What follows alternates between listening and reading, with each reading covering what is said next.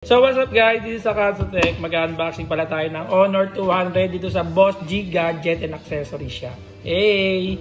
Sa mga gusto mag-avail po nito, pumunta lamang po kayo dito sa Purok 2, Rizal Street, Linentian, Cantilan, Surigao del Sur. Okay? Ayan, bali ang variant pala nito is 512GB. At the same time, naka 24GB of RAM na siya. Bakit ko nasabing 24? Kasi po 12 plus 12 po yung kanyang RAM expansion. So ano pang hinihintay natin? Samahan nyo ako mag-unbox. Let's go! Ayan. Grabe, umuusok pa guys. Gayang kaganda ang Honor 200 guys. Kaya kung gusto nyo mag-avail nito, dali, magsapatos ka na, pumunta ka na dito. So ayan. At the same time, ito na po yung pinakahintay natin na device. Moonlight White. Napakaganda. Grabe. Naniniwala po ba kayo? White is purity. Ako naniniwala kasi ito na siya nung hinawakan ko. Hey! Wow! So ayan, ganyan po. Naka-curved display na po yan guys. May nakalagay na rin sa kanya na screen protector. Ayan. Kung pa natin yung iba pa na sa box. Grabe, isa pa lang, unit agad. Yung iba kasi mga ano pa, documents pa yung makikita natin. Tapos, ito na yung pinaka-document box niya. So may kita kagad natin yung SIM ejector pin. Ito, napakit na SIM ejector pin yan. Tapos, ito naman yung pre-jelly case po niya. Ang kagandahan nito guys, nako, two-tone. Kaya kung nasabing two-tone, habang tumatagal, naninilaw agad. Ayan, ganyan siya kaganda guys. Tapos, ito naman yung kanyang warranty card o quick guard start. Okay? Ayan, pag may time, pwede natin siyang basahin. Ito naman yung kanyang charger. Ayan guys. Ayan, USB Type-C na po yan guys. Ganyan siya kaganda. Ayan. So ngayon, punta tayo sa device. Dito po sa ating Honor 200 guys. Napakaganda guys. Ayan, grabe. Kung mahilig ka sa photography, ito yung perfectly for you. Maganda pang vlogging. Ayan. So ngayon, open na po natin. Medyo nanginginig pa yung kamay ko. Natitense ako. Grabe. Ayan.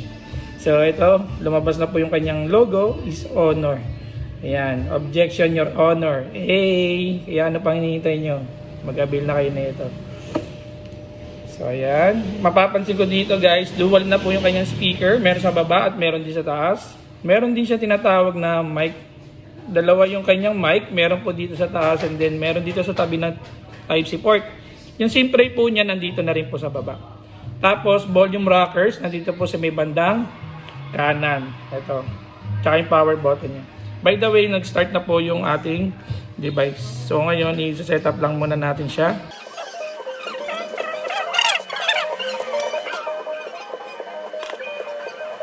So ngayon, nandito na tayo sa kanyang user interface. Ito po yung nilalaman ng kanyang device system. So ayan, nakikita natin dito lahat ng apps is kompleto na. Okay, yung mga built-in application. Ayan. So ngayon, i-ano natin. Todo natin yung kanyang brightness para makita natin yung kanyang display is maayos. Wala po siyang dead pixel na tinatawag. Ayan. Ganyan siya kaganda guys. Oh. Tapos, check natin yung camera. Ayan. Ayan. Ganito po kalino yung camera guys. Ayan. Ayan. So, ito naman yung kanyang front cam. Grabe. Sa mga mahilig mag-content creator dyan, o mga vlogger dyan, napaka-solid na itong Honor 200, kaya mag-avail na kayo. Ayan. So marami rin siya mga camera features dito. Meron din siya tinatawag na dual video. Ayan. So ito, multi-video pala ang tawag sa kanya guys. So dito, back and front, napagsasabay niya po yung camera.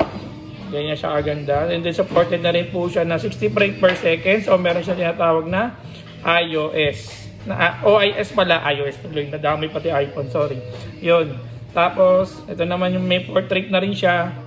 Yan, marami na rin camera features na magagamit natin dito, kaya perfectly for vlogging. So, ngayon, ito na po yung kanyang tsura guys.